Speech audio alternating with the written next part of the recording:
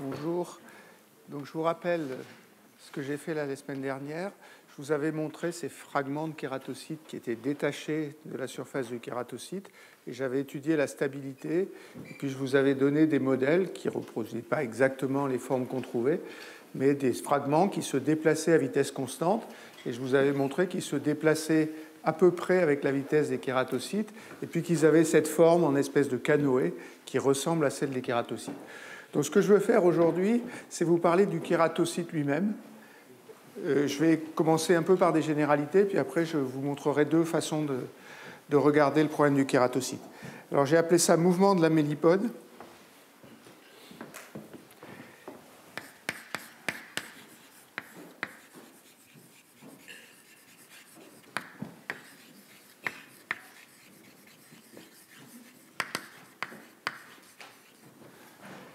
Et je vais commencer, comme commencent toutes les revues, presque tous les articles qui parlent de cellules qui rampent sur une surface, par ce que les gens appellent le mécanisme d'Abercrombie.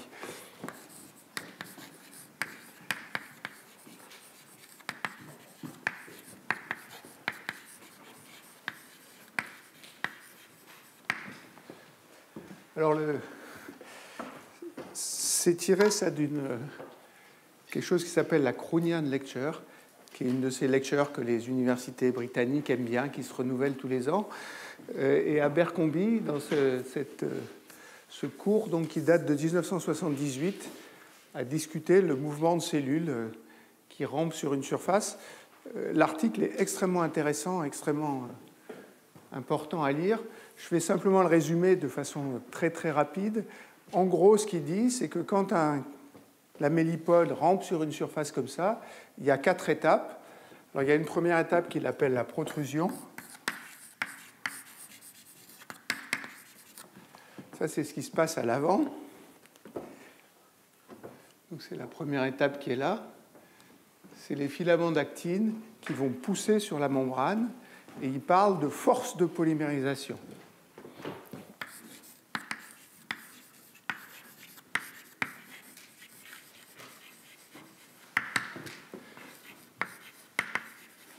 Alors, le langage de force de polymérisation, c'est un langage que j'aime pas trop. La polarisation exerce pas de force. Ce qui se passe, c'est que quand on comprime un filament des deux côtés, donc on applique une force extérieure sur le filament, ça modifie la vitesse de polymérisation. Donc il y a protrusion à l'avant. La deuxième étape, c'est une étape d'adhésion.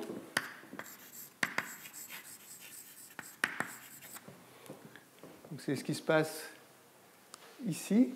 Il y a formation d'adhésion à l'endroit où l'actine a progressé.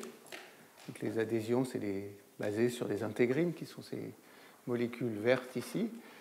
Ensuite, à l'arrière du kératocyte, il y a détachement des adhésions.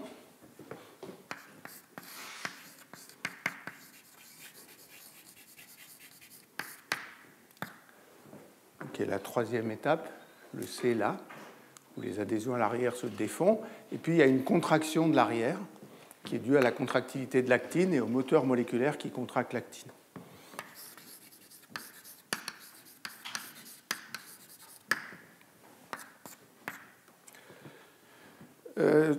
Donc ça, c'est ce qu'on lit dans l'article, dans le compte-rendu de cette leçon d'Abercrombie. Il y a des articles de revues plus récents qui donnent une version un peu plus moderne de la même chose. Il y en a deux qui moi, m'ont intéressé. Il y en a un de Danouzer et al. En 2014. Il y en a un de Gardel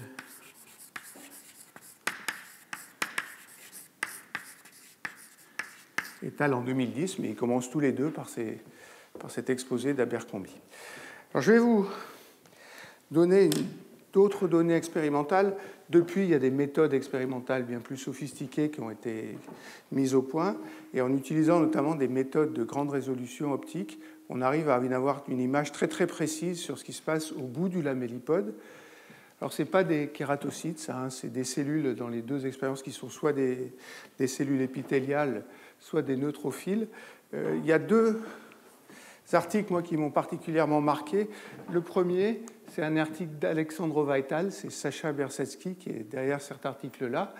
Je vais vous montrer ce film. Donc ça, c'est l'avant d'une cellule. Vous voyez qu'il y a des fibres d'actine, et puis il va y avoir un mouvement. La cellule avance ici, il va y avoir un mouvement rétrograde, un peu comme ceux dont j'ai déjà parlé.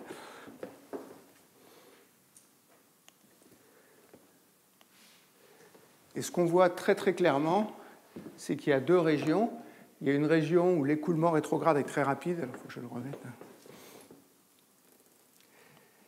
Il y a une région où le mouvement rétrograde est très rapide, qui est tout au bord, qui est ce qu'ils appellent le lamellipode. Et puis il y a une région un peu en arrière, qui commence ici, où le mouvement rétrograde est beaucoup plus lent et qu'ils appellent la lamelle.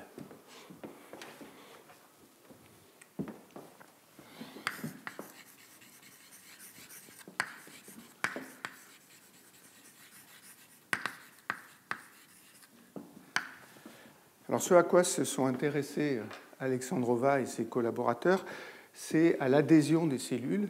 Et ce qui montre, c'est que les points d'adhésion, ou les points où les cellules adhèrent, sont très différents dans le lamellipode et dans la lamelle.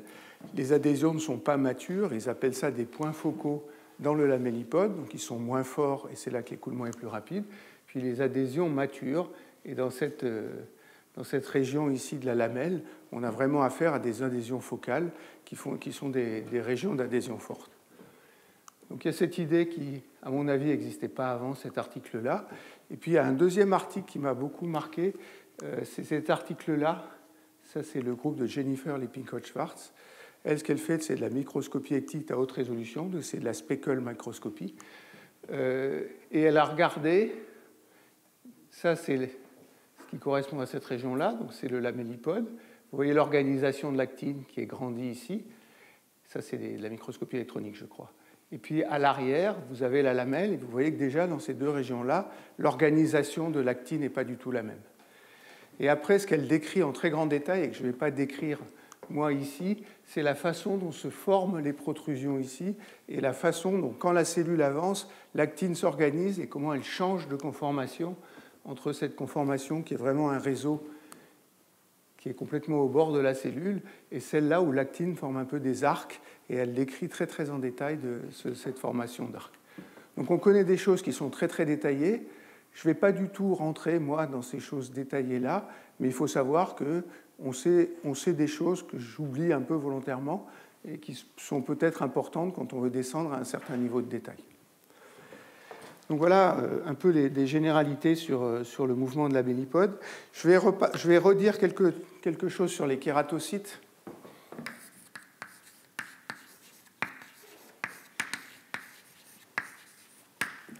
Donc ces kératocytes, c'est les cellules de la peau du poisson qui sont des...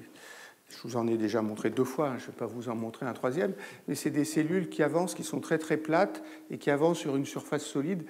Quand on travaillait là-dessus avec Jacques Cros, on avait l'habitude de dire que c'était les Ferrari des cellules, parce que c'est des cellules qui avancent très vite. Très vite, ça veut dire 10 microns par minute, ce qui n'est quand même pas excessif. Un intérêt pour moi, c'est qu'il y a pas mal de données quantitatives sur les kératocytes. Donc on a des mesures, et c'est ça que je vais vous montrer très brièvement maintenant. Alors les mesures que je vais prendre, elles viennent de 2 équipes différentes. Il y a l'équipe de Verkowski à Genève. Ce que fait Verkowski, c'est encore une fois de la microscopie de speckle. Alors, ce n'est pas du tout mon expertise. Je ne vais pas vous expliquer comment ça marche. Ces images-là, qui sont les images réelles, sont un peu difficiles à voir. Ce qu'on voit ici, c'est le champ de vitesse sous la cellule. Donc, il arrive à mesurer le champ de vitesse de l'actine à la surface de la cellule. J'insiste sur le fait que tout ce que je vais dire aujourd'hui, je me place dans le référentiel du laboratoire. Ça veut dire que la cellule avance dans cette direction-là. Et ce qu'on voit, c'est le mouvement de l'actine par rapport à la surface qui est en dessous. Et vous voyez que l'actine, si la cellule avance dans cette direction-là, elle est dans la direction opposée. Alors c'est un effet faible, parce que je vous ai dit que la cellule, elle avançait à 10 microns par minute. La vitesse de l'actine, c'est plutôt 1 micron par minute. Il y a un endroit ici où ça avance plus vite. Quand on regarde les kératocytes qui bougent, on a même l'impression que ça tourne un peu comme ça sur les côtés. Donc ça, c'est cette région-là qui est ici. Ce que je vais regarder, moi, c'est surtout pourquoi l'écoulement va à l'envers du mouvement de la cellule. Ça, c'est ce qu'on a rencontré une fois déjà, que j'avais appelé un écoulement rétrograde. Donc, une grande partie de ce que je vais essayer de vous faire maintenant, ça va être de vous expliquer pourquoi il y a un écoulement rétrograde. Puis après, j'essaierai de rentrer dans plus de détails, de vous donner des ordres de grandeur, de discuter les paramètres qui influencent la motilité, et puis je vais revenir à cette histoire de forme des kératocytes. Alors, mon troisième point, c'est contractilité et écoulement rétrograde. Pardon. J'ai fait que la moitié des choses là. J'ai parlé du champ de vitesse sur la surface, mais ce que les gens ont mesuré aussi, c'est la contrainte sur la surface. Alors la méthode, et je crois d'ailleurs que ça c'est le travail de Dembo aux États-Unis, je crois que c'est le premier à avoir fait ce genre d'expérience-là. Ce qu'il fait, c'est qu'il pose les kératocytes non pas sur une surface dure, mais sur un gel, et mis des petites billes dans le gel. Si on crée des contraintes sur la surface, ça déforme le gel élastique qui est en dessous, ça fait bouger les petites billes. Puis après, il faut remonter du mouvement des billes jusqu'à la force sur la surface. C'est un problème qui n'est pas très simple, parce que la propagation des contraintes élastiques, c'est à longue portée, hein, c'est une équation de Laplace. Donc il faut faire attention quand on inverse la formule, qu'il faut aller prendre des choses qui se passent très très loin. Donc en résolvant ce genre de choses, alors le premier auteur de cet article-là, c'est un monsieur qui s'appelle Oliver. Ce qu'on a, alors je ne vous ai pas mis, il y a une carte hein, aussi dans l'article d'Oliver de champ de contrainte sur la surface. Ça, ce que ça nous donne, la contrainte sigma xz sur la surface, c'est l'interaction de cisaillement entre la surface et le kératocyte. Ça, c'est ce que j'ai appelé la friction jusque-là. Donc si j'ai écrit qu'il y a une friction par unité de surface, je connais la contrainte, sigma xz. Je connais la vitesse. Et donc il y a un coefficient de friction, et en divisant la contrainte par le coefficient de friction, j'obtiens la friction par unité, le coefficient de friction, la contrainte par la vitesse, j'obtiens le coefficient de friction par unité de surface qui est là. Je ne vais pas vous donner des ordres de grandeur, je vous le donnerai sous une autre forme tout à l'heure, parce que je ne suis pas sûr que ça veuille dire grand-chose pour vous, des coefficients de friction en unité du système international. Le coefficient de friction, alors j'y reviendrai après, je vous montrerai pourquoi il y a une friction et pourquoi cette friction, ce n'est pas une friction, la viscosité simplement. Alors, j'ai aussi mis là la viscosité de l'actine. À l'intérieur de la cellule, il y a de l'actine. Quand je vous ai parlé d'actine jusque-là, je vous ai parlé de viscosité. Je n'ai jamais trop discuté les ordres de grandeur de la viscosité. Ça, c'est une mesure qui vient de solutions d'actine qui sont une densité, où les auteurs, qui sont le groupe de Joseph Kies qui est à Leipzig, pensent que ça correspond bien à ce qui peut se passer dans une cellule. La viscosité, c'est 10 puissance 5 pascal seconde. Ça veut dire que c'est 10 puissance 8 fois la viscosité de l'eau. Donc si vous pensez à l'actine comme quelque chose qui coule, mais ça coule 10 puissance 8 fois plus lentement que l'eau. Donc ça coule extrêmement très lentement. Quand on pose des polymères de cette viscosité-là sur la table, on peut aller faire autre chose, et quand on revient, ils se sont à peine étalés. C'est ça que ça veut dire. Donc c'est vraiment très très visqueux. Donc l'important de ça, c'est qu'on a vraiment des chiffres et qu'on pourra faire des comparaisons à partir de ces chiffres-là. Alors, je vais fermer ça et je vais revenir donc aux écoulements rétrogrades et à la contractilité.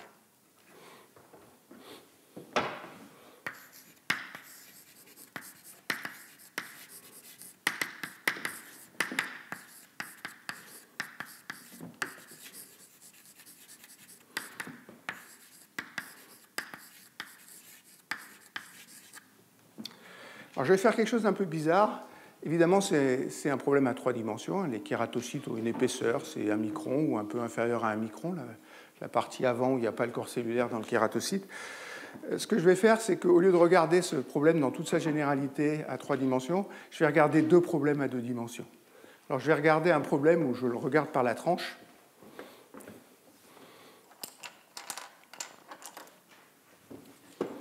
Alors, si je regarde déjà par-dessus, ça va nous faire un truc comme ça.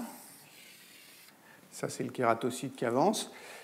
Il avance dans cette direction-là, mais il est posé sur le substrat, et il y a une certaine épaisseur du cytosquelette d'actine à l'intérieur de ce kératocyte. Il y a un corps cellulaire ici, qui est plus épais, et qu'on voit très bien sur les films que je vous ai montrés la fois précédente. Ce que je vais faire, c'est que je vais découper une tranche, et je vais commencer par là. Donc je vais découper une tranche ici, à peu près au centre, et je vais me contenter d'analyser cette tranche-là. Donc je la regarde par l'épaisseur, et puis je le fais à 2 dimensions. Ça sera ma direction X. Et puis l'épaisseur dans l'autre sens, ça sera ma direction Z. Donc, si je le trace maintenant dans le plan XZ,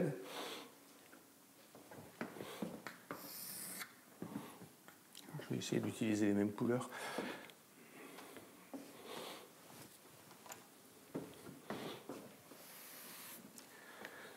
Donc voilà le substrat.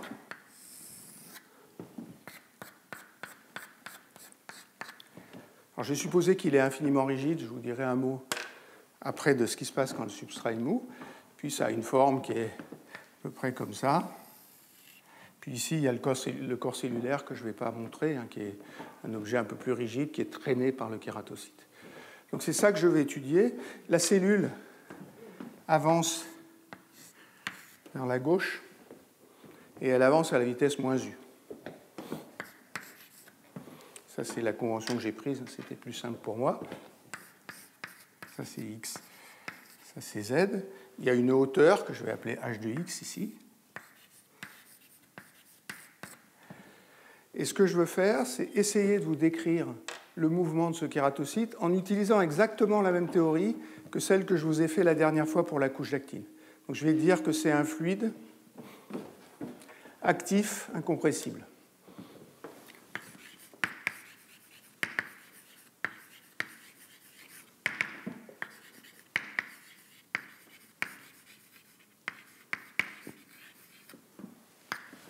En pratique, il est un peu compressible, bien sûr, mais ça me simplifie beaucoup la vie et ça permet bien de voir ce qui se passe, de supposer qu'il est incompressible.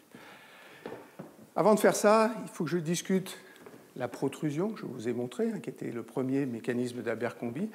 Au bord, au moins, les filaments d'actine, je vais supposer qu'ils sont perpendiculaires à la paroi, donc c'est ce que j'avais appelé P. Puis il y a de la polymérisation et de la dépolymérisation.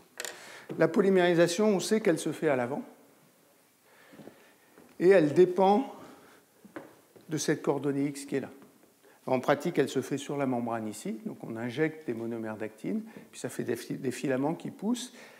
Ils bougent jusqu'à l'arrière et ils sont dépolymérisés à l'arrière. Donc je vais introduire une vitesse de polymérisation.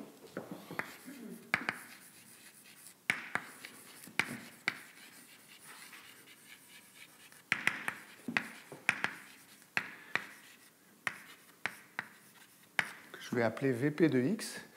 Alors pourquoi ça polymérise? Ça polymérise parce qu'il y a des protéines qui favorisent la polymérisation de l'actine ou qui initient la polymérisation de l'actine. Il y en a plusieurs. Celle que je connais moi, elle s'appelle WASP, mais ce n'est pas très important, ou la formine, ce n'est pas très important. La façon dont on a estimé Vp de x, c'est en disant que ces protéines elles vont être transportées le long des filaments d'actine, donc il y a un flux, et puis elles vont vouloir diffuser. Et ça conduit à une loi exponentielle. Donc je vais écrire que Vp de x, c'est un certain Vp0 exponentielle moins x sur d. Et si on fait ce modèle naïf avec la vitesse des moteurs qu'on connaît et les coefficients de diffusion, en gros, d, c'est 1 micron.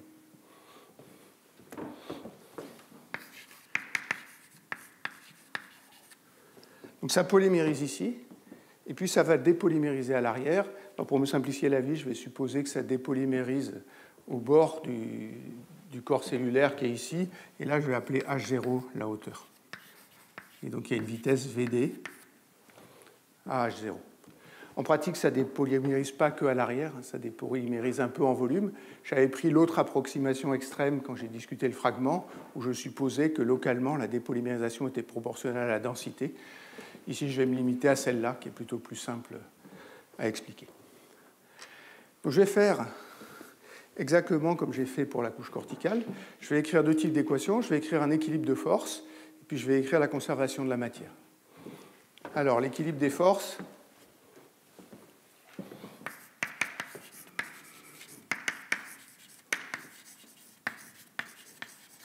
Avant de faire ça, je voulais vous citer autre chose. Évidemment, mon modèle de polymérisation, il n'est pas extrêmement sophistiqué, il est assez rustique. Il y a un article récent de Mathieu Denedon et Pierre Sens.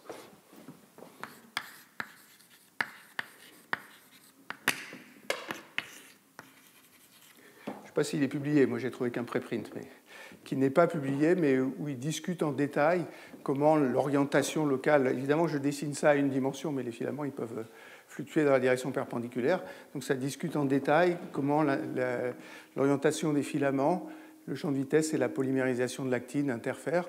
Je ne vais surtout pas rentrer là-dedans parce que ça me prendrait beaucoup de temps, mais cet article est joli et explique bien des effets qui peuvent se produire. Donc ce que je veux faire, c'est écrire l'équilibre des forces. Alors, ma méthode, c'est la même que l'autre jour. Je prends une tranche d'épaisseur dx et j'écris l'équilibre des forces sur cette tranche d'épaisseur dx. Alors,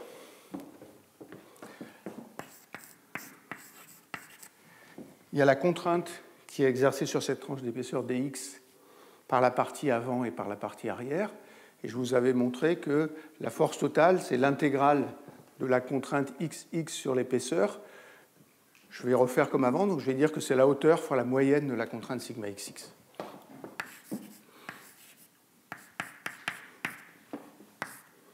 Donc ça, c'est la contrainte qui vient de la droite et de la gauche. Après, il y a une force de friction.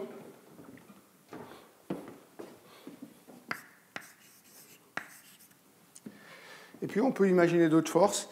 Alors, je vais en écrire une que je vais oublier très vite, mais il y a une membrane ici, il y a une membrane en dessous, et ces membranes sont sous tension.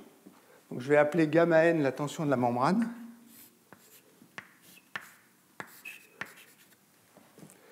Et puis, je vais appeler gamma prime m ce qu'elle est juste en dessous.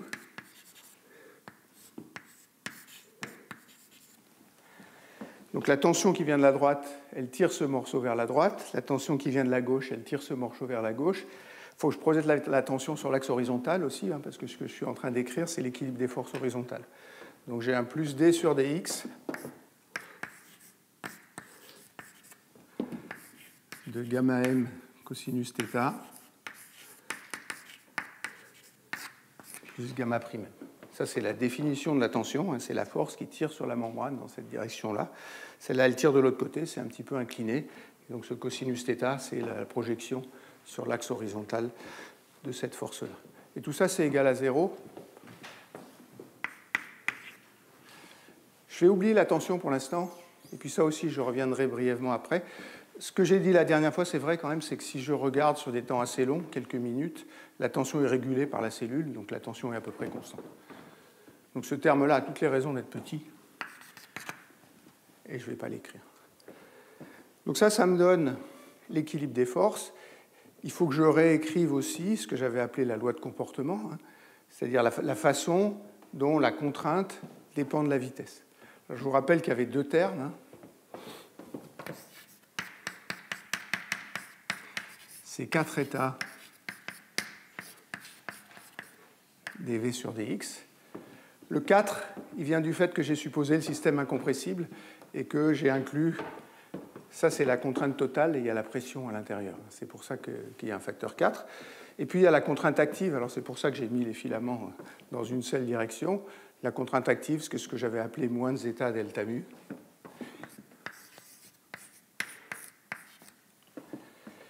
Et puis c'est tout. Avec les approximations un peu sauvages que j'ai faites, je vous rappelle que cette contrainte active, pour le cytosquelette d'actine, elle est contractile. Elle tend à contracter le cytosquelette.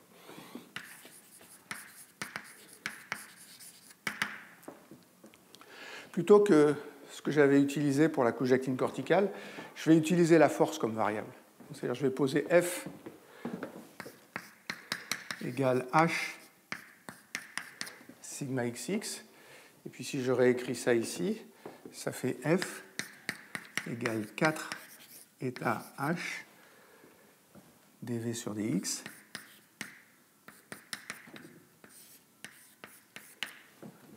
moins H zeta delta U. Donc voilà pour l'équilibre des forces. La deuxième chose qu'il faut que j'écrive, c'est la conservation de l'actine.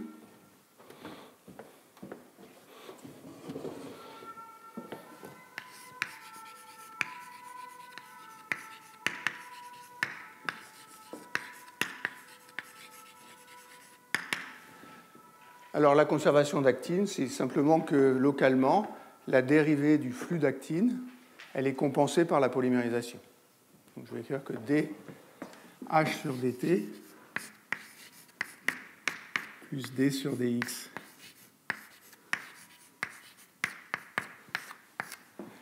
égale Vp de x.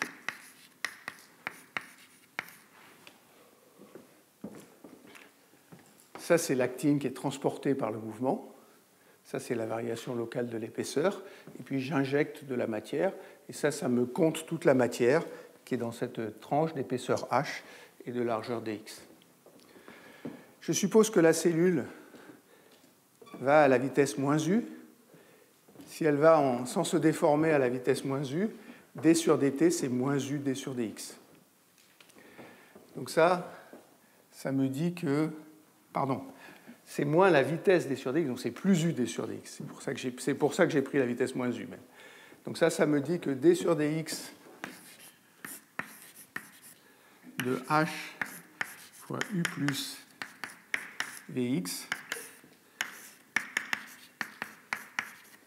égale vp de x. Et ça, c'est simple, parce que je peux l'intégrer facilement. Ça me dit que h égale 1 sur u plus v de x, facteur de somme de 0 à x de vp de x' dx'. Vp de x, c'est quelque chose que je me suis donné, hein, c'est la loi avec laquelle je polymérise. Vous allez me dire, il risque d'y avoir un problème ici. Non, parce que ça, c'est 10 microns par minute, ça, c'est au maximum 1 micron par minute. Donc, même si V est négatif, je n'aurai pas de problème de divergence et de choses comme ça. Donc après, j'ai une équation ici qui fait intervenir h et v. J'ai une équation ici qui est df sur dx égale xi v.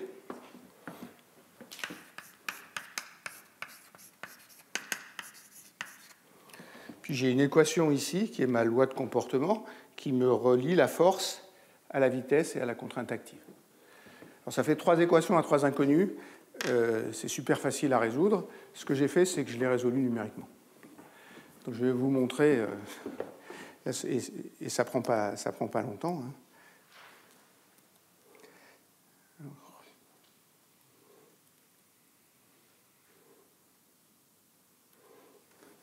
Voilà mes 3 variables. Alors, la variable bleue, c'est l'épaisseur. Elle part de 0. Elle augmente. Après, c'est assez plat. Et puis, ça monte un peu à l'arrière. La variable verte, c'est la vitesse. Alors, la vitesse, elle fait 2 choses. Elle est positive ici, mais la vitesse d'avancée vers la gauche est négative. Donc, j'ai bien un mouvement rétrograde.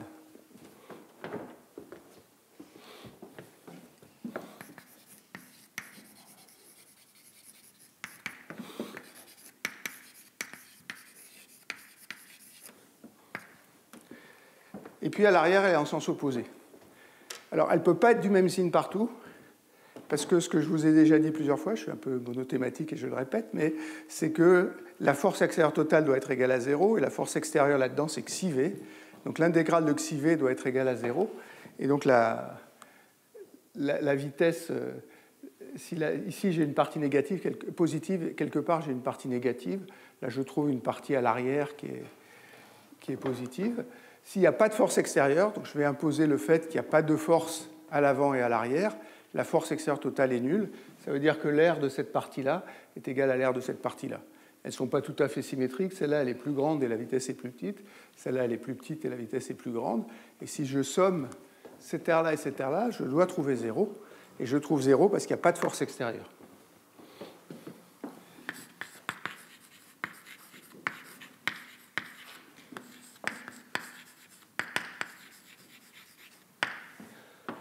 Alors ça veut dire que la force en 0 est égale à la force en L est égale à 0. Alors vous allez me dire, je suis optimiste. On peut penser à des tas de forces extérieures. Peut-être celles qui vont m'intéresser, c'est celles qui existent ici.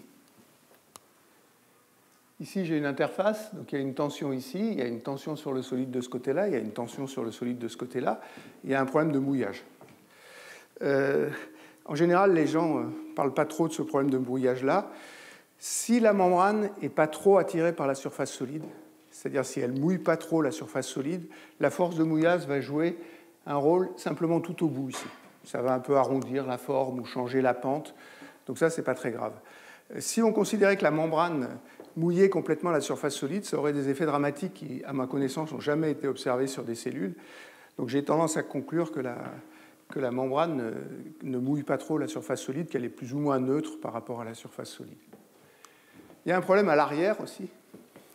À l'arrière, il peut y avoir une force. Par exemple, la cellule tire sur le corps cellulaire. Le corps cellulaire, il va avoir une friction. Et donc, j'aurai une force qui vient de la friction du corps cellulaire. Ça, c'est facile. Si je change la force va augmenter. Je peux arrêter mon dessin ici. Et donc, ce que je fais, si je mets une force à l'arrière, c'est que je diminue cette partie qui est antérograde, qui va dans le sens de la vitesse. Et je la diminue de façon à ce que la somme de cette partie-là et la somme de cette partie-là soient exactement égales à la force qui est appliquée à l'arrière. Donc, j'oublie ce qui se passe à l'avant et j'étudie la force qui se passe à l'arrière. Pour vous montrer un peu plus ce qui se passe, et puis pour vous calculer les ordres de grandeur, je vais faire une approximation, j'allais dire une approximation de sauvage. Ce que je vais faire, c'est que je vais me placer à ce point-là, c'est-à-dire le point où la vitesse s'annule, et je vais supposer que la cellule est très très plate à cet endroit-là. Et puis je vais linéariser autour de l'épaisseur, donc au point où la vitesse est nulle. Donc c'est Vx de mon point, je vais l'appeler x0 égale 0, et la hauteur, je vais l'appeler h bar. Et puis je vais supposer que les écarts à h bar sont petits. Je vais remplacer h par h bar partout dans mes équations. Donc si je fais ça, je peux réécrire l'équation qui est là, la dérivée de la force. Donc ça fait 4pi est à h bar d2v, j'ai écrit dt, c'est dx, d2v sur dx2 égale xi fois v.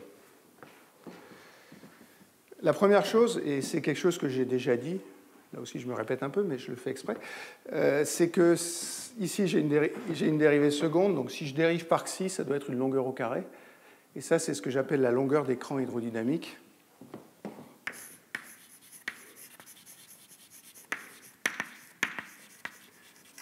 Lambda 2 égale 4pi eta h bar divisé par xi. Mon approximation, où je remplace h par la constante h bar, elle est bonne si lambda est très petit devant la longueur du lamellipode.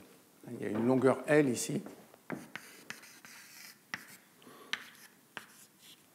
Et je vais supposer que lambda est très inférieur à L. Avant que je continue, vous allez me dire, est-ce que je connais h bar? Je connais h bar parce que, comme je suis en régime stationnaire, le flux est conservé. Le flux injecte, c'est somme de 0 à x de Vp de x dx. Et si la longueur ici sur laquelle décroît dp est assez petite, je peux remplacer x par l'infini. Donc ça, c'est la quantité de matière que j'injecte. Si je me place au bout ici, tout ce qui arrive doit être dépolymérisé. Donc ma hauteur h0, si je connais Vd et Vp, elle est simplement telle que somme de 0 à plus l'infini de Vp de x dx égale à h0 Vd.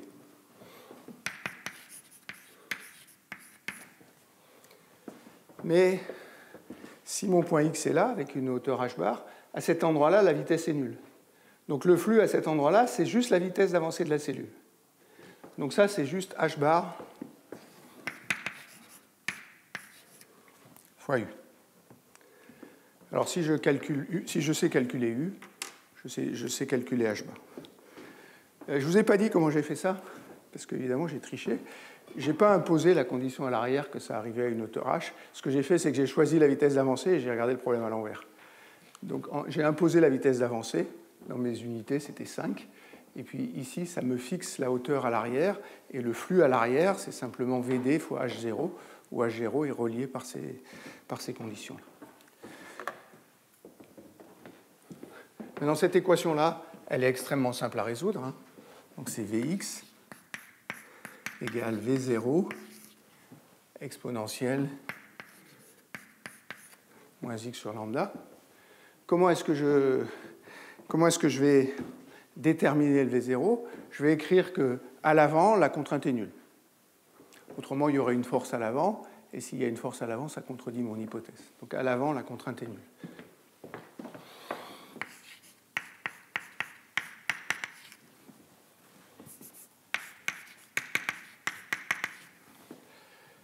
Alors, la contrainte, c'est 4 états dv sur dx moins zeta delta mu. Je vous laisse faire le calcul. Vous allez trouver que v de x, Vx de 0, Vx, pardon, c'est moins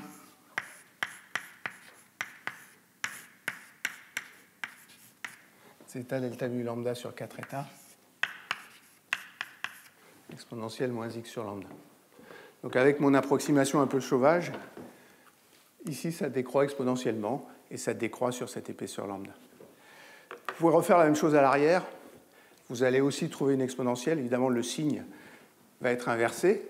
C'est contractile, donc ça c'est négatif, et la vitesse est bien positive ici. Donc à l'arrière,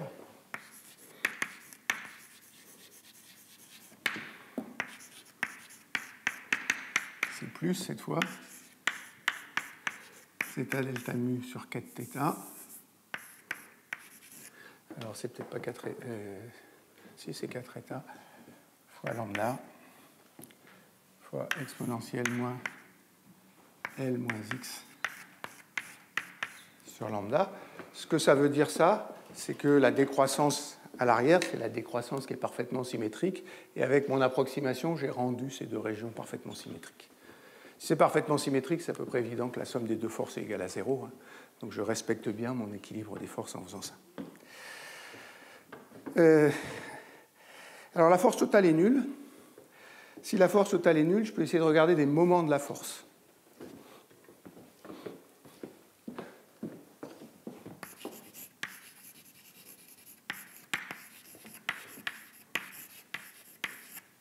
Le moment de la force, ça va être, je vais l'appeler Q.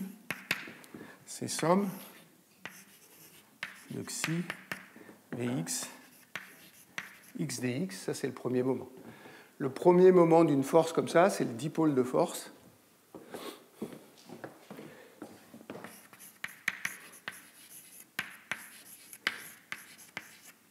Je pourrais calculer le deuxième moment qui serait un quadrupôle, etc. etc.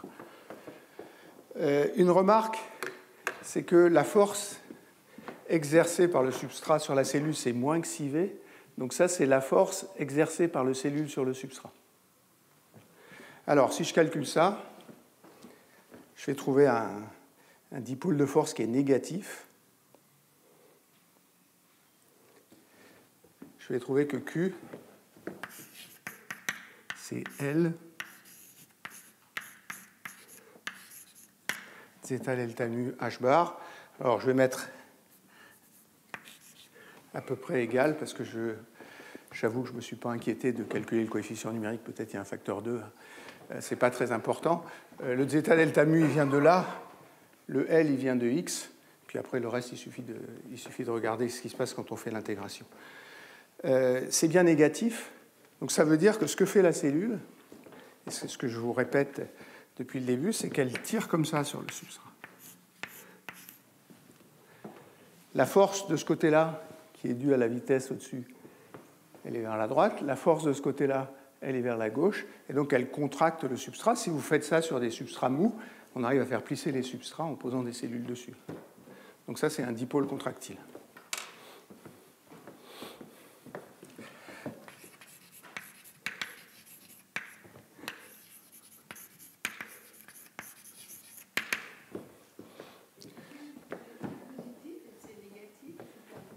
Alors, Q, c'est négatif.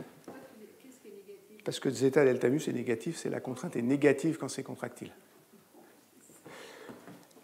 Ce que je veux faire maintenant, c'est vous donner des ordres de grandeur. Alors, je ne vais pas trop vous les justifier. Je vous ai montré comment je calculais xi. Je vous ai montré comment j'avais état. H bar, c'est à peu près 1 micron. Si vous prenez la valeur de xi, vous trouvez lambda égale 6 microns.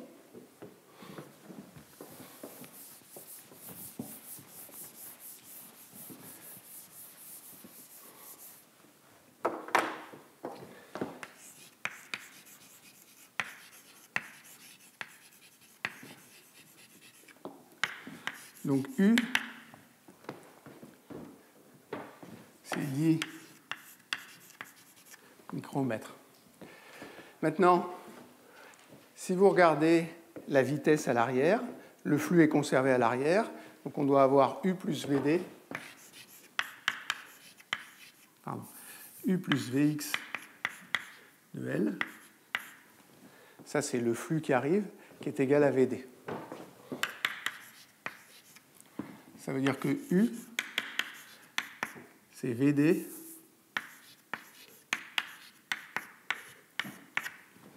ça, c'est la vitesse de dépolymérisation. La vitesse de dépolymérisation, elle est due à ce que j'ai appelé le trade milling de l'actine. Donc, ce qui fait la vitesse d'avancée, c'est la vitesse de dépolymérisation. Comme je vous ai écrit cette loi de conservation qui est quelque part, c'est la vitesse de polymérisation. Je peux écrire ça en fonction de la vitesse de polymérisation et de la hauteur que j'ai trouvée ici. Il y a une correction. Alors, il y a une correction Vx de L. Vx de L, c'est la vitesse de ce côté-là. Elle est négative. Donc ça veut dire que la vitesse de la cellule, c'est presque la vitesse de dépolymérisation, c'est la vitesse de dépolymérisation plus quelque chose. Qui plus est, le quelque chose, je le connais. Est-ce qu'il est là? Donc c'est c'est VD plus zeta delta nu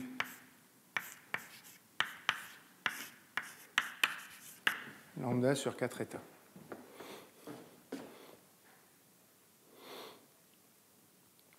Le point sur lequel je veux insister, c'est que le trade milling de l'actine, ça dépend vraiment que des moteurs moléculaires et de l'actine, ça dépend de la contrainte active, ça dépend de la viscosité et ça dépend de la friction. Donc la protrusion ne joue pas sur l'écoulement rétrograde. Ce qui fixe l'écoulement rétrograde, c'est la contractilité.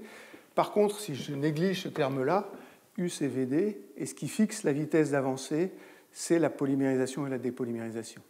Donc le trade milling, ou ce qu'Abercrombie appelait la protrusion, c'est ça qui fixe la vitesse d'avancée de la cellule. C'est 10 fois plus grand que ce terme-là, et ce terme-là, qui est une petite correction positive, il est dû à l'écoulement rétrograde. Alors l'écoulement rétrograde, c'est cette vitesse-là, mais elle exerce une force quand même sur le substrat. Et ça, c'est dû à la contractilité. Donc là, il y a vraiment une séparation des propriétés. L'écoulement rétrograde, c'est la contractilité.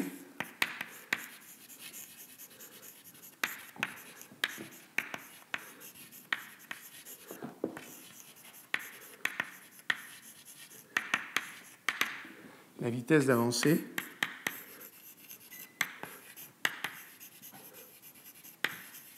c'est la dépolymérisation.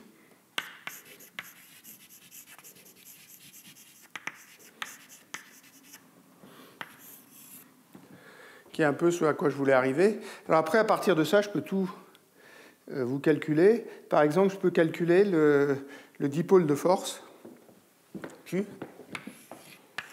Alors une force, ça se mesure en newton. Un dipôle de force, c'est une force fois une longueur. Une force fois une longueur, c'est une énergie, donc ça se mesure en joules, ça. Et c'est 6, 10 moins 13 joules.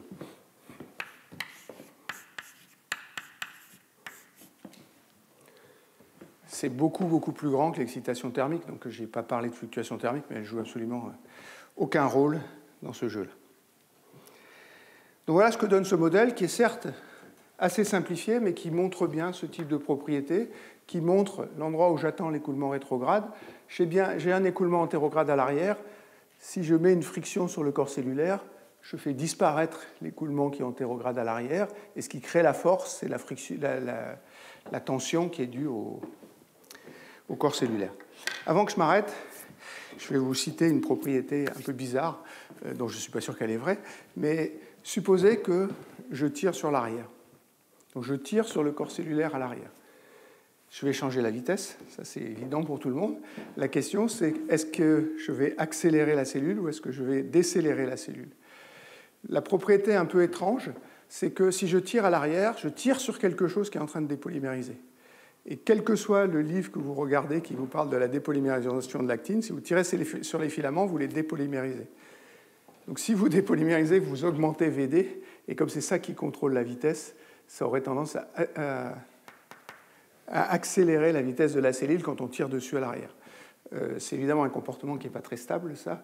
Ça veut dire qu'il y a une mobilité, ou on peut appeler ça une mobilité, ou une fonction de réponse qui est négative pour une cellule comme ça.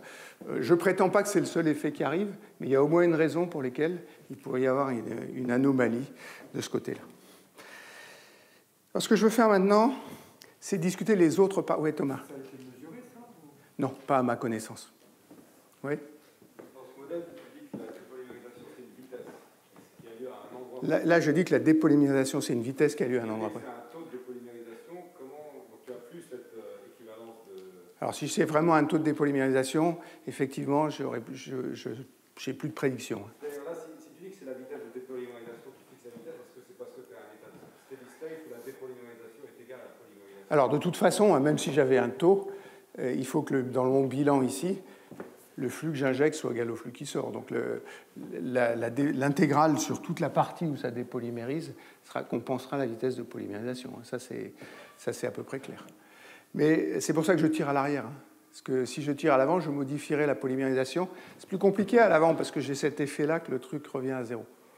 Donc c'est pour ça que je n'ai pas parlé de ce qui se passe quand on met une force à l'avant. Les seules forces auxquelles j'ai réfléchi, comme je disais, c'est des forces capillaires. Si tu dis que ça mouille, ça va faire, et je suis bien placé pour savoir ces choses-là, ça va faire un film très mince qui s'étale à toute vitesse, et ça, il n'y a absolument aucune raison que ça existe. Donc les seules forces que je sais imaginer à l'avant, c'est ça. On pourrait aussi mettre une bille et tirer avec une force magnétique. Donc je voudrais discuter les autres paramètres qui pourraient influencer la mobilité et qui ne sont pas tout à fait négligeables dans beaucoup de cas.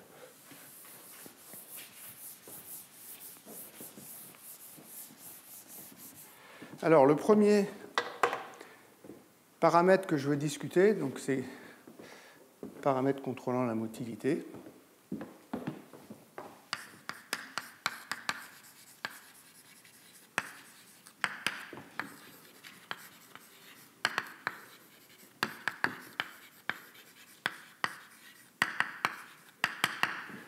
Alors, je vais les discuter assez vite, parce que vous allez voir que je vais citer des références à des gens qu'on a invités pour le colloque. Donc je vais laisser au colloque qu'on fera au mois de juin le soin de vous donner les détails sur ces points-là. Le premier, c'est le coefficient de friction. C'est la question de Françoise tout à l'heure.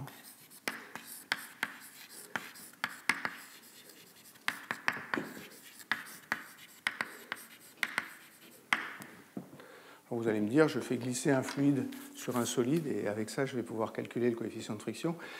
Il s'avère que ce n'est pas comme ça c'est pas ça qui domine le coefficient de friction. Le coefficient de friction est dominé par un phénomène qu'on appelle la friction protéique.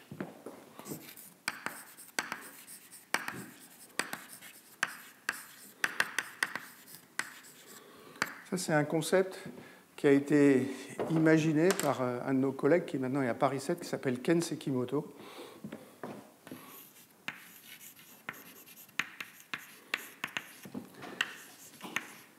Alors, je mets 90, je crois que c'est 94, l'article original.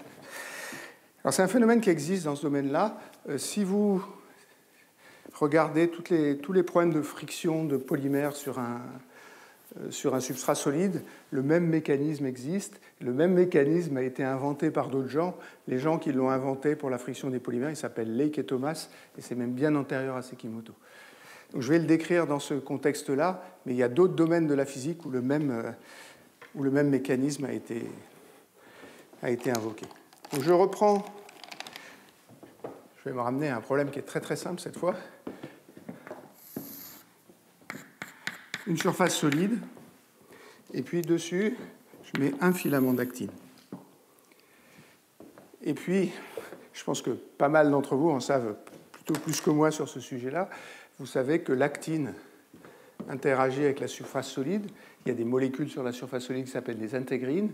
Et puis, Thomas Lecuy pourra vous expliquer ça. Il y a des dizaines de protéines qui servent d'intermédiaires entre les intégrines et puis l'actine. Je vais faire un truc de physicien théoricien. Je vais remplacer toutes les couches d'un coup par un ressort. Donc, je vais mettre des ressorts.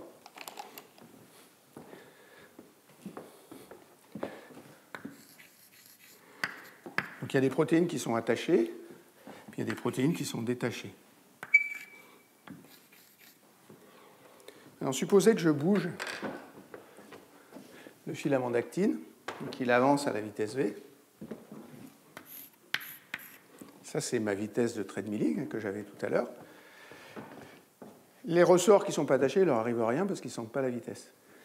Les ressorts qui sont attachés, ce bout-là bouge à la vitesse v, ce bout-là bouge à la vitesse 0, donc ils sont étirés. Mais ils ne sont pas attachés de façon permanente. À un moment, ils se décrochent. Quand ils se décrochent, leur énergie élastique est dissipée. Puis il y en a un autre qui s'accroche, qui est étiré, l'énergie élastique est dissipée. Et c'est ça le mécanisme de friction.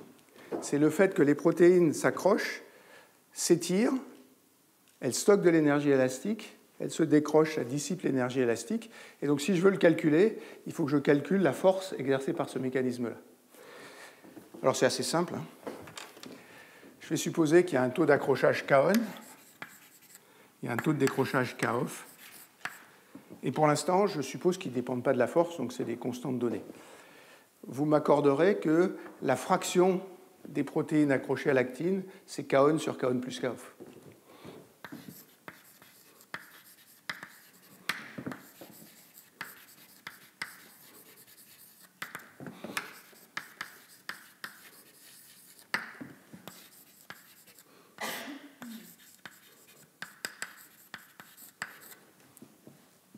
Ça veut dire que si j'ai n protéines sur la surface, il y en aura K-on sur K, enfin n protéines susceptibles de s'accrocher à ce filament d'actine, il y en aura K-on n sur K-on plus K-off qui vont être vraiment accrochées. Et toutes celles qui sont accrochées, elles exercent une force. Donc la force pour un filament,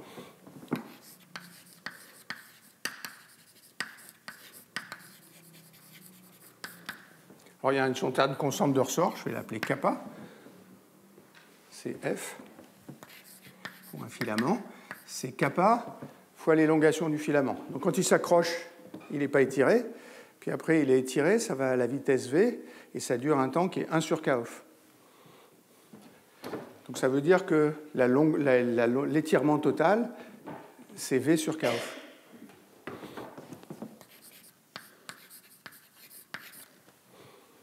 Plus ils restent accrochés, plus ils vont être étirés, plus ça va stocker d'énergie, et plus j'en dissiperai. Maintenant, si je regarde la force de friction,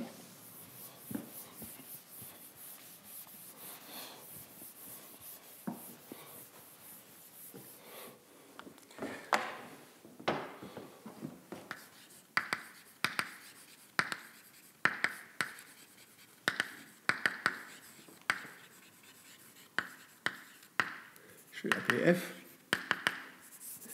Alors, c'est le nombre de protéines qui peuvent s'accrocher par unité de surface, ça c'est, je vais l'appeler n, fois la fraction des protéines accrochées, K-on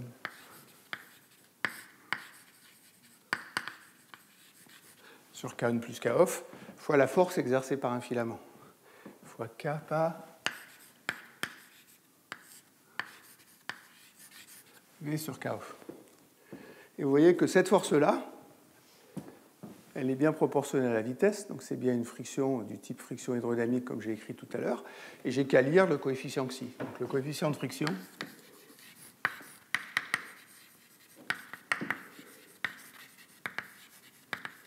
c'est xi égale n k-on sur k-on plus k-off fois 1 sur k-off fois kappa. Et ça, c'est très grand par rapport à tous les coefficients de friction hydrodynamique que vous pourrez trouver par des ordres de grandeur. Donc, on a une estimation. Je pourrais faire une estimation de ce coefficient de friction, si tant est que j'arrive à estimer les raideurs. Ces fractions-là, elles sont plus ou moins connues. Ça oublie quelque chose, ça.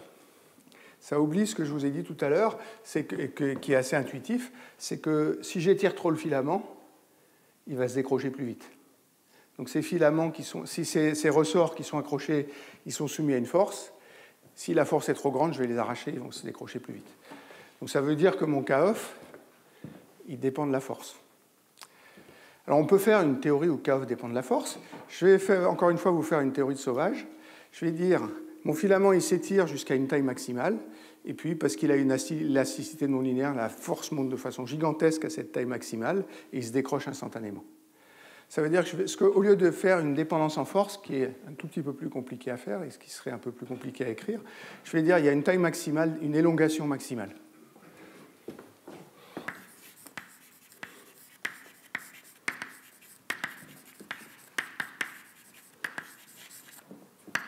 Et je vais l'appeler petit a.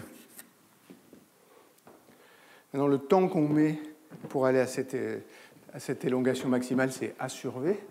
Et donc ça veut dire que ça se décroche non pas un temps après un temps 1 sur k off, mais un temps a sur v. Ou si vous renversez l'affirmation que je viens de faire, ça veut dire qu'il y a un taux de décrochage effectif, que je vais appeler k off bar,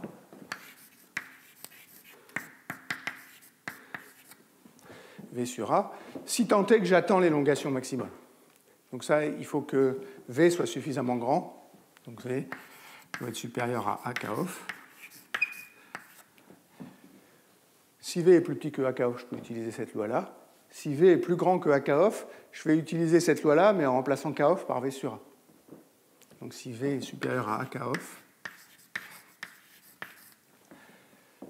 xi égale n k-on sur k-on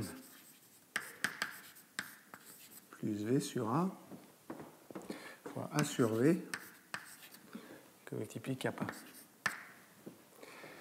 Vous voyez que si v est suffisamment grand, ce terme-là va être petit, et donc le coefficient de friction, il décroît avec la vitesse, et il décroît comme 1 sur v2.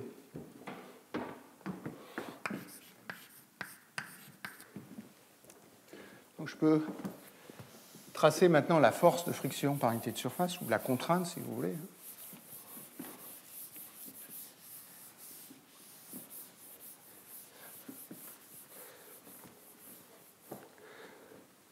Je vais tracer sigma xz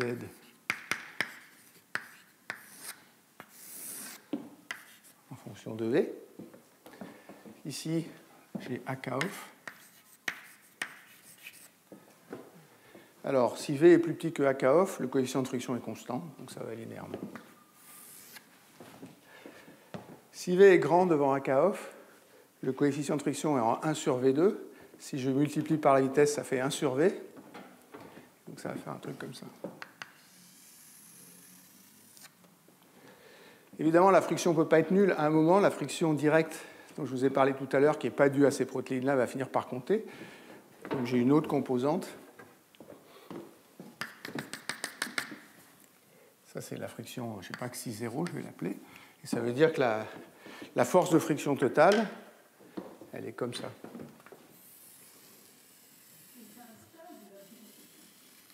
Comment ? C'est justement à ça que je voulais arriver. Si vous avez une force de friction qui est non monotone avec la vitesse, ça peut conduire à des instabilités. Ce n'est pas forcément le cas. Il faut que ça soit couplé à un ressort pour que ça conduise spécifiquement à des instabilités. Je ne vais pas aller plus loin. C'est là que je vais vous renvoyer à mon ami Pierre Sens, qui a utilisé exactement ce mécanisme-là sous un lamellipode et qui a montré effectivement, et ça c'est typique des mouvements qu'on appelle stick-slip. Alors comme je suis gentil avec vous, je ne vais pas vous montrer avec ma craie ce que c'est qu'un mouvement de stick-slip, mais si vous faites crisser la craie comme ça sur le tableau, c'est ça un mouvement de stick-slip. En plus, je ne suis pas sûr de savoir y arriver. Donc ça veut dire qu'il y a des instabilités, qu'il y a un mouvement de stick-slip. Il a même été un peu plus loin. Donc ça, c'est PNAS 2021.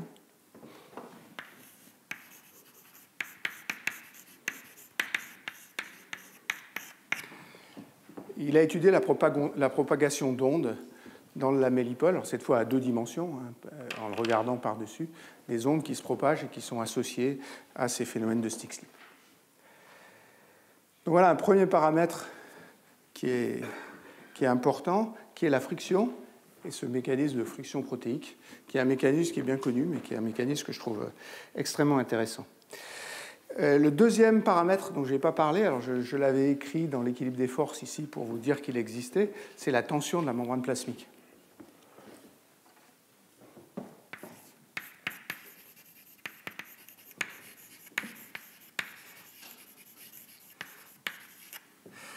Alors là, il y a plein d'effets auxquels on peut penser. Moi, j'en ai trouvé 4 et je ne suis pas sûr de les avoir tous. Le premier, c'est la pression de la place. Si vous avez une tension et que vous avez une différence de pression entre l'intérieur et l'extérieur. La pression est plus grande à l'intérieur. Donc quand j'ai dérivé mon équation sur la contrainte, il aurait fallu que je mette cette pression de la place.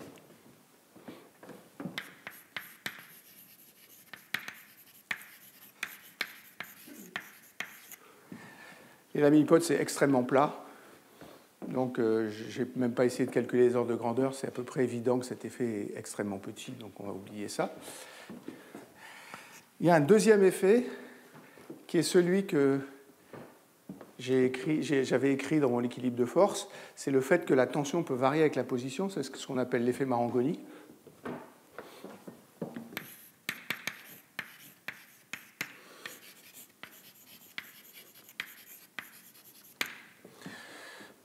Ça aussi, comme la cellule régule sa tension, la tension va devenir très vite homogène, et je pense que c'est un effet faible. Il y a un troisième effet que j'ai déjà discuté, c'est qu'il n'y a pas que la tension de la membrane, il y a aussi les tensions associées avec le solide, c'est-à-dire entre le solide et la membrane et le solide et l'air. Ça, si vous voulez, c'est l'adhésion de la membrane sur le substrat. Je vous ai dit tout à l'heure que même si je ne sais pas le justifier directement physiquement, si je suppose que l'adhésion est trop forte, ça fait des choses qui ne sont absolument pas physiques et absolument pas ce qui est observé. Donc c'est ce phénomène de mouillage. Donc ces trois-là, je vais les négliger. Il en reste un quatrième que j'ai plus ou moins mentionné tout à l'heure.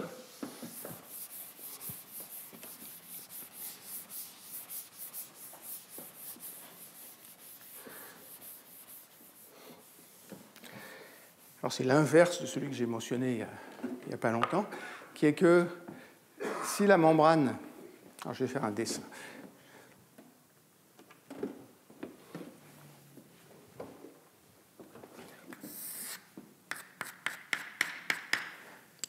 Voilà la membrane cellulaire. Et puis il y a des filaments d'actine qui sont là.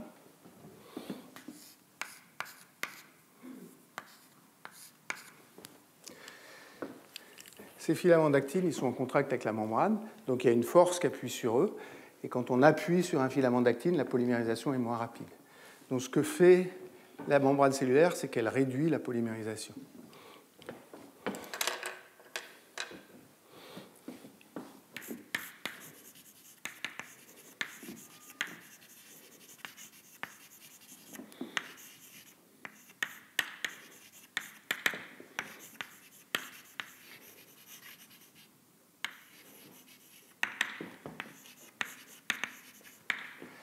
Ça, c'est le facteur Vp0 que je vous avais mis tout à l'heure au début de la décroissance de la vitesse de polymérisation. Il va dépendre de la tension de membrane. Une façon, peut-être je ne vais pas le faire en détail, mais on avait regardé ça avec Jacques Pro il y a quelques années pour ce qui se passait dans les cils de l'oreille. Vous avez des filaments qui poussent contre une membrane. Et ce qu'on avait montré, c'est que la vitesse de polymérisation Vp, c'est une constante, moins quelque chose qui est dû à la tension de membrane. Alors ce qu'il faut mettre là, c'est gamma, la tension de membrane, gamma m, je l'ai appelé. Il faut diviser par la densité de filament. Alors la densité de filament, je ne la prends pas dans l'endroit où c'est courbé, je la prends un peu en dessous, c'est-à-dire à ce niveau-là. Il y a une épaisseur constante, qui est ce que j'appelais h bar tout à l'heure, quand c'est constant. Donc c'est le nombre de filaments qui traversent cette surface-là fois h bar, donc sur n h bar, puis il y a un coefficient lambda. Donc ça, c'est ce qui se passe quand la tension est faible. Si on augmente la tension, ça peut devenir très très non linéaire. Je vais vous montrer des résultats dans une minute où les gens prennent une loi extrêmement non linéaire. C'est-à-dire au lieu de prendre une loi qui est linéaire ici, ils disent que ça décroît comme une puissance, je ne sais pas combien, 7 ou 8 ou 6. Ça veut dire que c'est à peu près constant, puis ça tombe d'un coup. Donc les gens, enfin en tout cas l'article qui me paraît avoir étudié le plus en détail ces effets de réduction de la vitesse de polymérisation par la membrane, c'est Keren et al.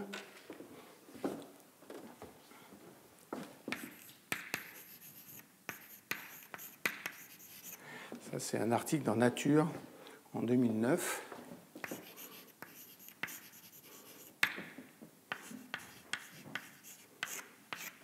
comme on était très bien inspiré avec Thomas Lecuy quand on a préparé le colloque, le théoricien qui a fait la théorie qui est là derrière, il s'appelle Alex Mogilner, il est à NYU et il est aussi invité au colloque. Alors je vais vous expliquer en 3 lignes et puis je vais vous montrer des images de ce qu'ils ont fait. Donc ils regardent un kératocyte.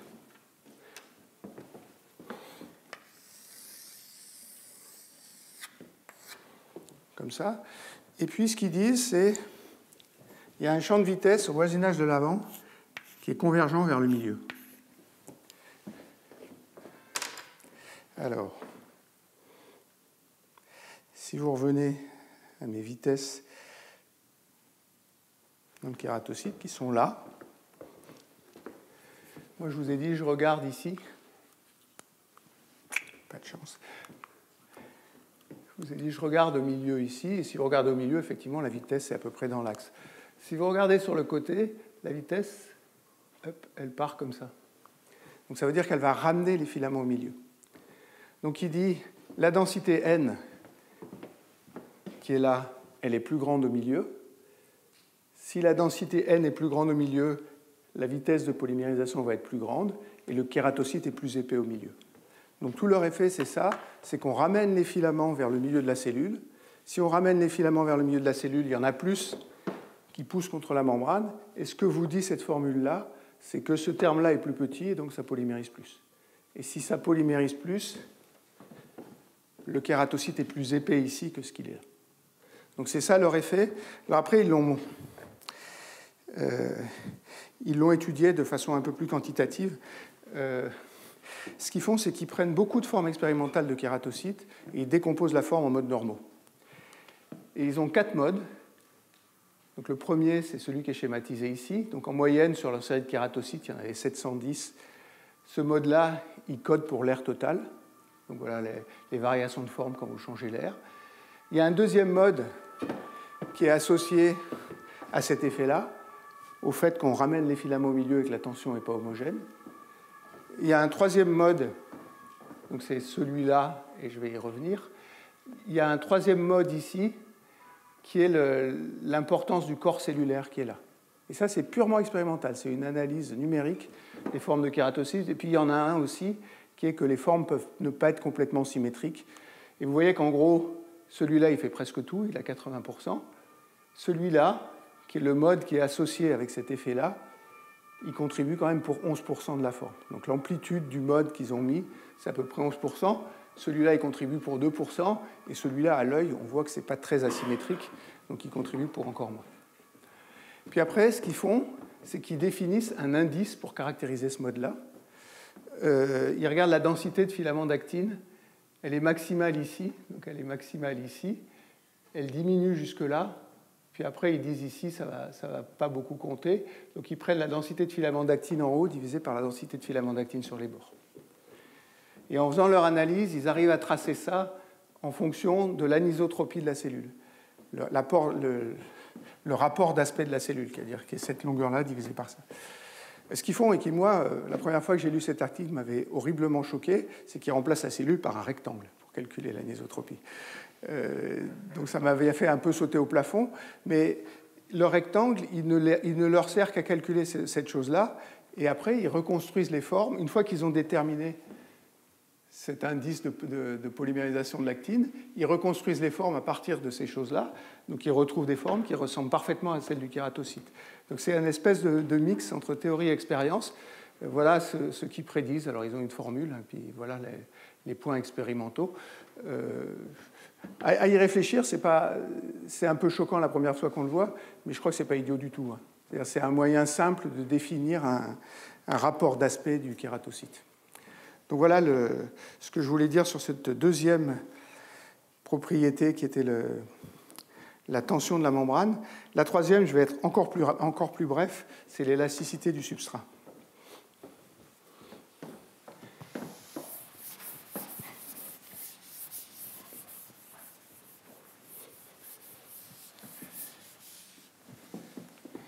Alors c'est C.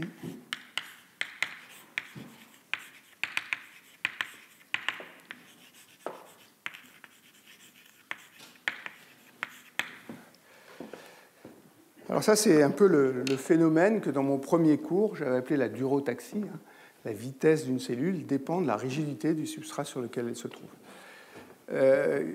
Pour faire l'histoire très courte, on peut refaire tout le calcul que j'ai fait sur un substrat élastique. Évidemment, sur un substrat élastique, comme la cellule exerce des forces, les forces se propagent dans le substrat élastique, et il faut calculer ces forces en détail. Ce n'est pas très simple. Il y a 2 articles qui ont fait ça. On avait fait un premier article avec Ioannis Lelidis.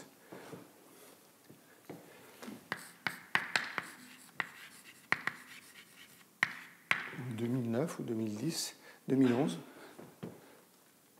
2013 même. Et puis il y a un article de Pierre Réchaud à Grenoble en 2021.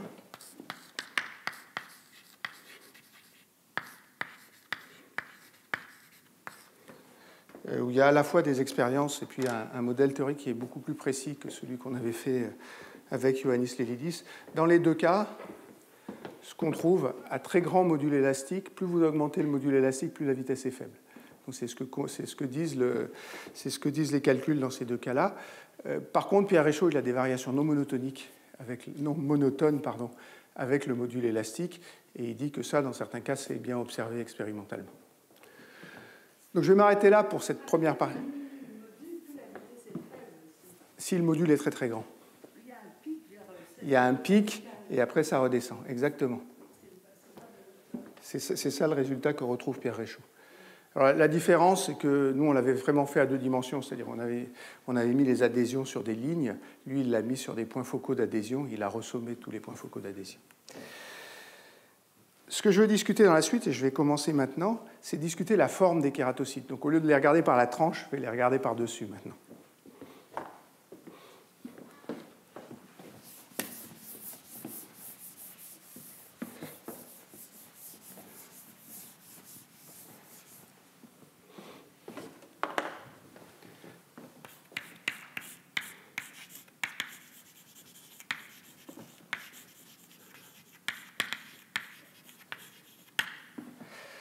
Et là, ce que je vais faire, c'est... Il y a pas mal de modèles théoriques. Les gens ne regardent pas trop ce qu'ont fait les voisins, donc ça part un peu dans toutes les directions. Je vais vous en montrer 3. Un premier un peu en détail, parce que je trouve que la méthode théorique est assez intéressante et plutôt marrante. Ce que je veux faire, c'est essayer de vous montrer les limitations de tous ces modèles-là, qui font des hypothèses qui sont assez drastiques, à la fois au niveau de la physique et au niveau de la biologie.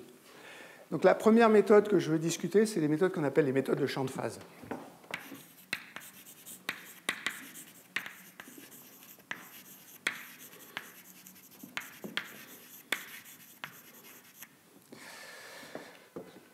Tous ces modèles-là considèrent le kératocyte à 2 dimensions. C'est-à-dire, ce qu'ils regardent, c'est une image prise par-dessus. Alors après, les gens sont plus ou moins honnêtes. C'est-à-dire, il y en a qui disent que ça correspond à une cellule qui serait saucissonnée entre 2 plaques parallèles. Et dans ce cas-là, c'est vraiment à 2 dimensions. Il y a un des 3 articles qui dit ça explicitement.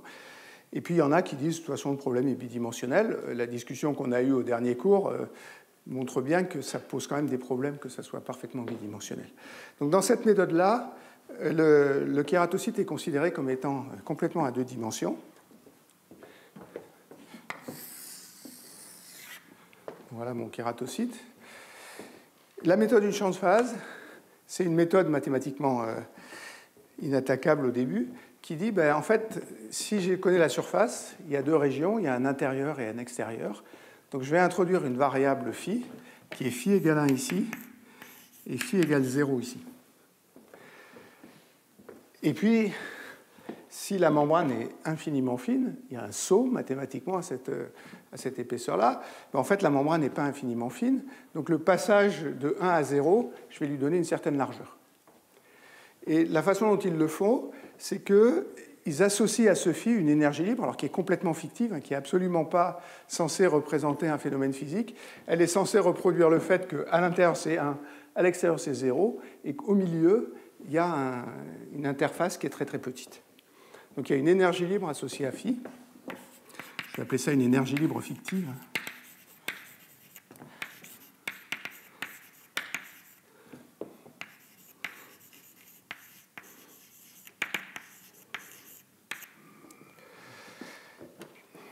Et l'énergie libre qu'ils prennent, alors je vais vous l'écrire et puis je vais vous expliquer pourquoi ils prennent ça.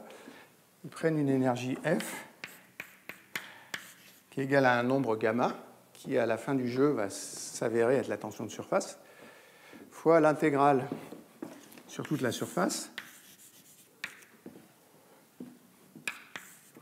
d'une densité d'énergie libre. Alors la densité d'énergie libre, elle a deux termes. Il faut que je les écrive dans l'ordre. Epsilon sur 2 gradient phi au carré.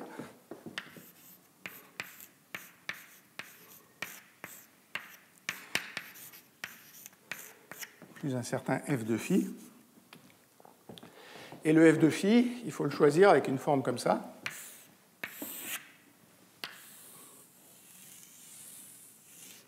Là, il y a 0. Là, il y a 1. Ça veut dire que si phi est homogène, c'est f de phi sur epsilon. Si phi est homogène, ce terme-là compte pas, et on va avoir 1 à l'intérieur et 0 à l'extérieur. Il y a un minimum qui est 0, il y a un minimum qui est 1. Donc si phi est homogène, j'ai bien les deux phases que je cherche, 0 et 1. Ça, c'est la même chose que les énergies libres qu'on décrit dans les fluides. Et la fonction f de phi qu'ils prennent, alors je ne la connais pas par cœur, c'est 18 fois phi2 fois 1 moins phi au carré.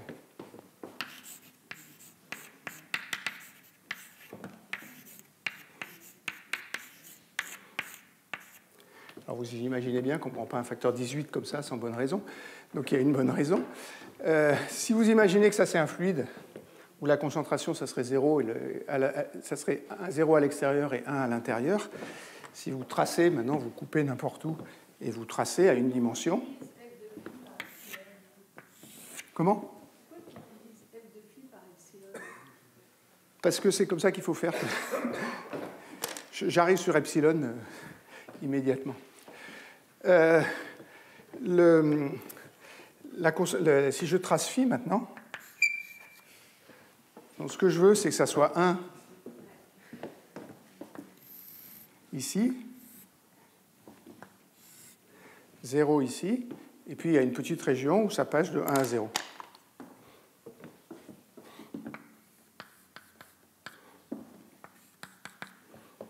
Et ce que vous décrit epsilon, c'est la largeur de cette région-là.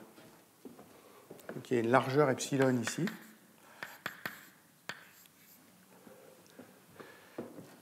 Donc quand on est en dehors de l'interface, à l'extérieur on est là, à l'intérieur on est là, et puis quand on est dans l'interface, ça coûte de l'énergie, et l'énergie totale que ça coûte, c'est la tension de surface.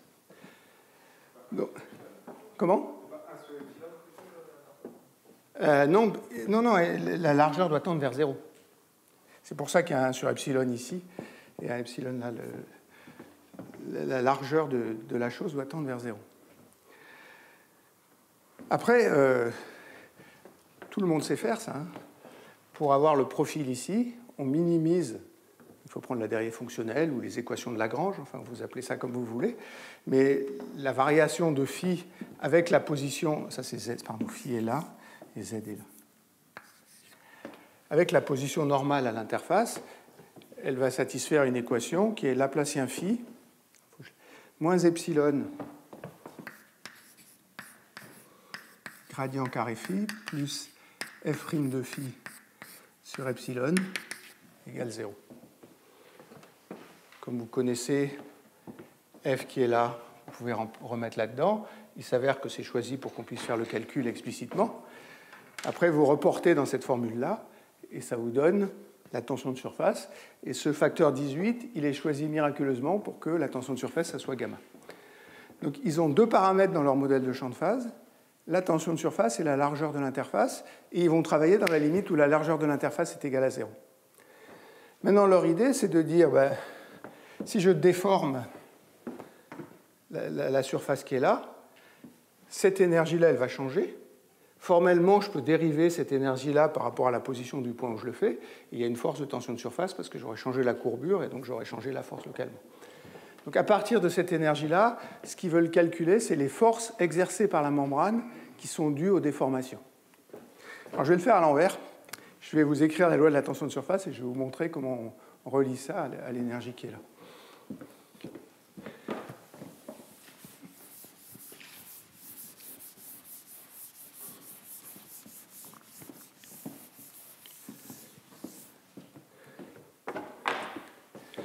Alors,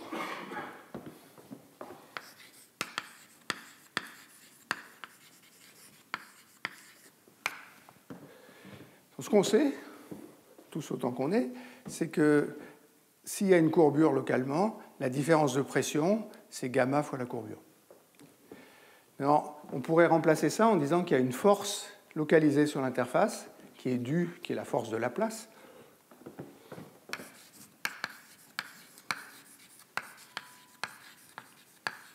Qui se place à un point de l'interface. Tout ce qui n'est pas sur l'interface dans ce problème-là, on a envie de l'éliminer. Tout leur jeu, c'est de dire je vais chercher cette fonction-là, et là où elle est égale à 1,5, c'est l'interface.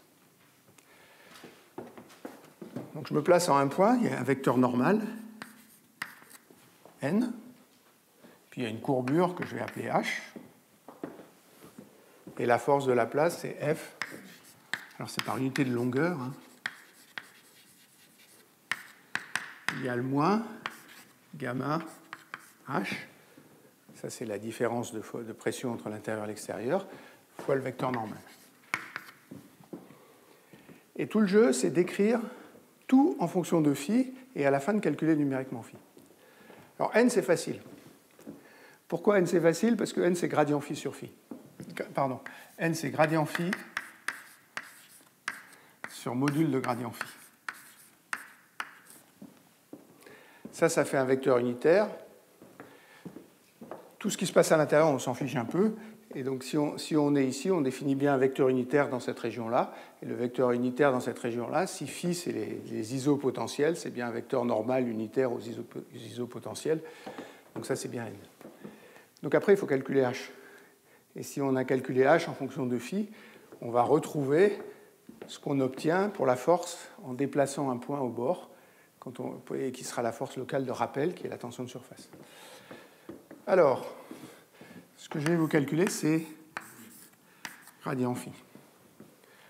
Alors, gradient phi, c'est 0 ici, c'est 0 ici, c'est 0 ici, puis ça chute brutalement ici sur une taille qui est epsilon que je veux faire tendre vers 0.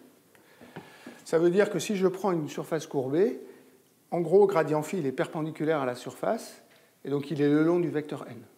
Donc je vais me placer là, et je vais prendre une coordonnée Zn, qui est la coordonnée le long de n, dans ce référentiel-là. Donc gradient phi, c'est n fois d phi sur dZn. Puis après, il y a des toutes petites corrections qui sont dues au fait que quand je change de point, mais il y a une petite dérivée dans ce sens-là, mais ça ne va pas compter à la fin. Et après, je vais vous calculer Laplacien phi. Ça, c'est divergence de gradient phi. Quand je prends la divergence, il va y avoir deux termes. Il va y avoir un terme qui va venir de la dérivée de Zn. Et si je me place dans ce référentiel encore, où ça c'est un axe et ça c'est l'autre axe, ça va simplement être la dérivée seconde par rapport à Zn, parce que toutes les variations dans ce sens-là sont bien plus grandes que les variations dans ce sens-là. Donc c'est d2 phi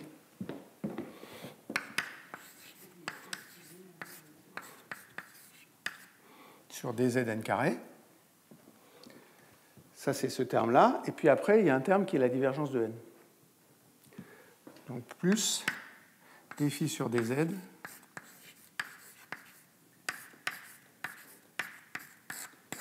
divergence de n. Et la divergence de n, quand vous avez une courbe comme ça, c'est la courbure. Donc c'est d2 phi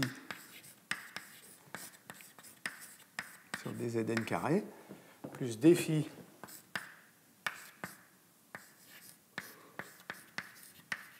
sur dZn fois h, où h est la courbure. Là, j'ai presque ce que je veux, parce que d phi sur dZn, en fait, c'est le module de gradient phi. Donc il faut que j'élimine ce terme-là. Comment je fais pour éliminer ce terme-là? Mais partout, même dans l'interface, en gros, l'énergie est minimale. Donc, le Laplacien, ça va être d2 phi sur dZn carré, plus une correction qui est toute petite. Et donc si je rajoute f' de phi, alors il faut que je le mette sur epsilon 2 cette fois, ça va me faire ce terme-là, et ça va m'éliminer ce terme-là. Donc pour éliminer ce terme-là, il suffit que je rajoute au Laplacien cette contribution-là. c'est f' de phi. Non, attendez, où est-ce qu'elle est? Non, c'est ici que je veux le faire. J'ai le Laplacien phi. Si je rajoute ce terme-là, comme dans la direction normale, c'est à peu près à l'équilibre, il va tuer le d2 phi sur dn2 qui est là, et il ne me restera plus que la courbure. Ça veut dire que la force capillaire, enfin, ou la force de Laplace, c'est f Laplace.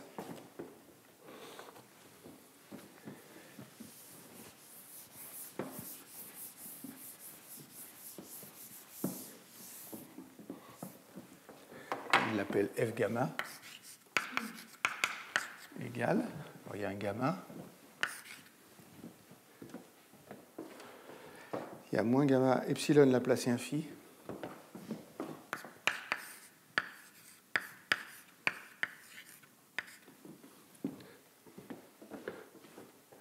moins df sur des phi fois 1 sur epsilon.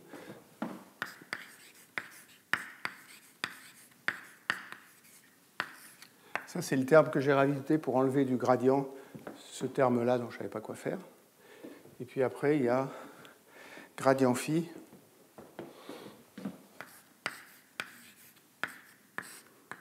sur epsilon gradient phi au carré. Alors vous allez me dire, il va falloir que je fasse attention à ce qui se passe dans l'interface et à côté. Si je suis à l'extérieur de l'interface, phi égale 0 ou phi égale 1, donc ce terme-là est égal à 0, celui-là est aussi égal à 0 parce que je suis là. Donc si je suis en dehors de l'interface, tout est égal à 0, heureusement, hein, je veux juste une force sur l'interface. Pourquoi il y a un gradient phi sur phi au carré? Gradient phi sur module de gradient phi, ça c'est n. Et puis il y a un 1 sur module de gradient phi qui vient d'ici. Maintenant, une autre façon, pour répondre à Françoise, de voir la largeur de l'interface, 1 sur epsilon module de gradient phi au carré, c'est aussi la largeur de l'interface. C'est la même chose. Parce que phi, il passe de 0 à 1 sur une longueur 1 sur epsilon. Donc ça, c'est 1 sur epsilon 2, ça fait epsilon 2 sur epsilon, et ça fait bien epsilon. Donc voilà la force due à la tension de surface.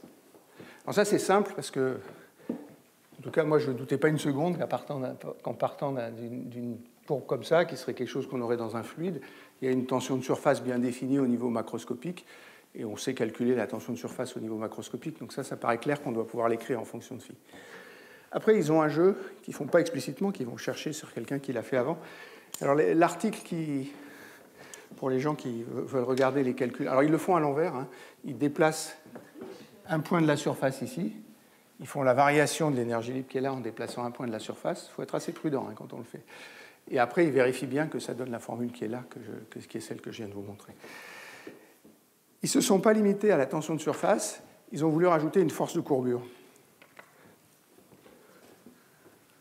Je vais vous rassurer, on ne va pas y passer la nuit.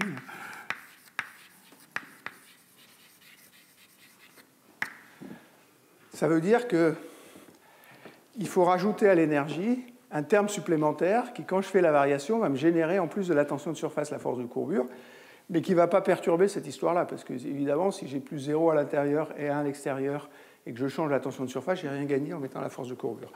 Il s'avère que c'est possible. Alors, je ne vais pas vous écrire l'énergie, parce qu'elle est un peu compliquée, mais l'article qu'il faut regarder, c'est un article de M. Lovengroup.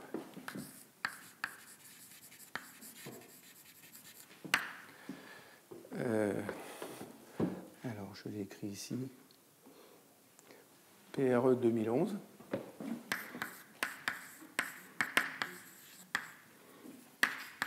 Et l'article que je suis en train de décrire, il a été fait par Chao et al. Fils rêve-lettres. 2000, je ne sais pas combien.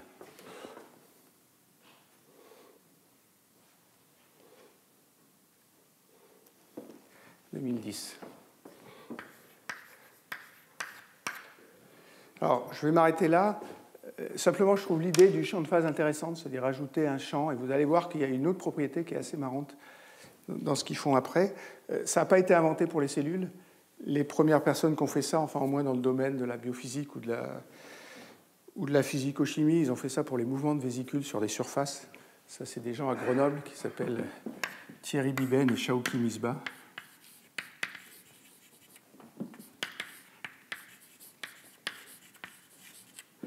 Je crois que c'est eux qui, les premiers, ont bien mis la courbure.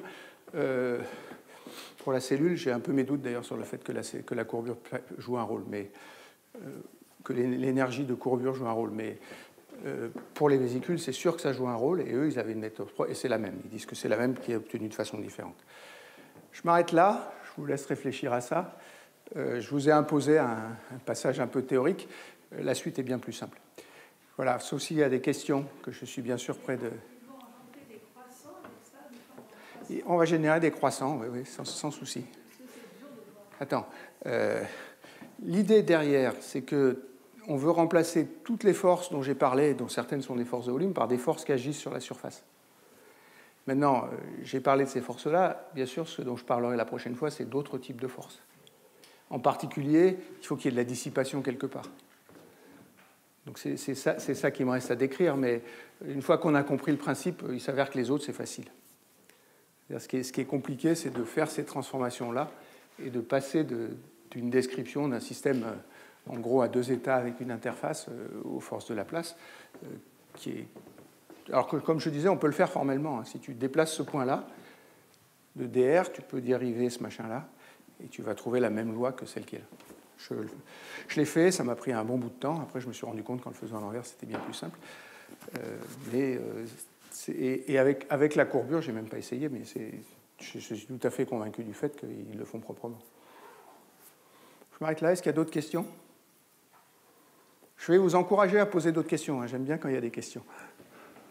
Ce n'est pas très traditionnel au Collège de France, mais bon. Très bien, on arrête là. Donc je finirai ça et je vous montrerai les autres modèles la prochaine fois qui permettent de calculer des formes de cellules. Voilà, merci.